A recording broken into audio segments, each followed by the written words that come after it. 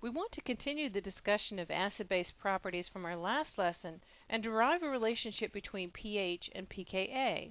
We also want to see how this relationship can be demonstrated experimentally. Let's start with our basic expression for the dissociation constant of an acid. Next, we'll take the logarithm of both sides of the expression. Note that when we separate the components of a ratio, such as is represented on the right of our expression for Ka, and take the log of that ratio, the component parts are added.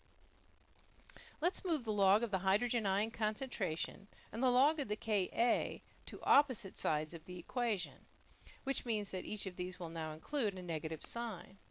So we know that pH equals the negative log of the hydrogen ion concentration, and that the negative log of Ka is pKa, we can substitute these into our equation. Now we have the final form of the Henderson-Hasselbalch equation, demonstrating the relationship between pH and pKa.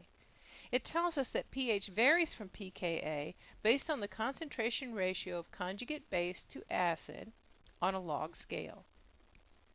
We've established a mathematical relationship between pH and pKa. Let's see if we can represent this graphically. We want to perform a titration where a measured amount of a base, like hydroxide, is added to the acid. We'll begin with a pH that maintains our acid in its fully protonated form, represented on the left of our graph.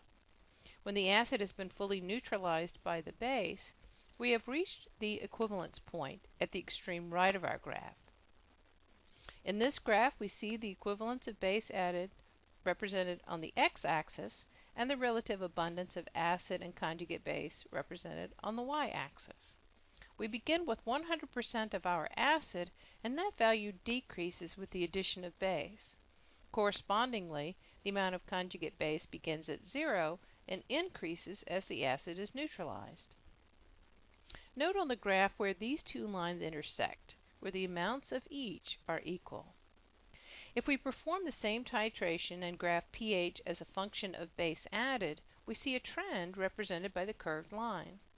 Corresponding to the high concentration of acid, our initial pH is very acidic. As more and more base is added, the pH increases, reaching its highest value at the equivalence point. The midpoint of our curve, where the amounts of acid and conjugate base are equal, would represent the pKa value for the acid. We performed a titration of an acid and demonstrated graphically that the halfway point represents the pKa value of the acid. Let's see if we can prove that mathematically. Recall that at the halfway point, the concentrations of acid and conjugate base are equal. By examining the Henderson-Hasselbalch equation, we see that this results in a ratio of conjugate base to acid of 1. Since the log of 1 is 0, our expression becomes simplified to pH equals pKa. In other words, the pKa is simply the pH at which our acid is half titrated or ionized. Let's see what happens when pH is not equal to pKa. Let's rearrange the equation slightly to put the value for pKa on the left side.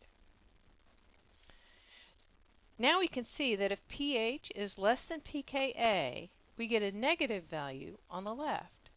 This must mean that the ratio of conjugate base to acid is less than 1, since the log of a number less than 1 gives a negative value.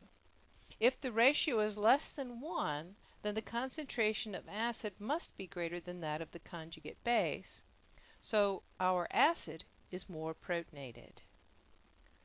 Likewise, if pH is greater than pKa, we get a positive value for pH minus pK, indicating that the ratio of base to acid is greater than 1, and therefore the deprotonated form predominates.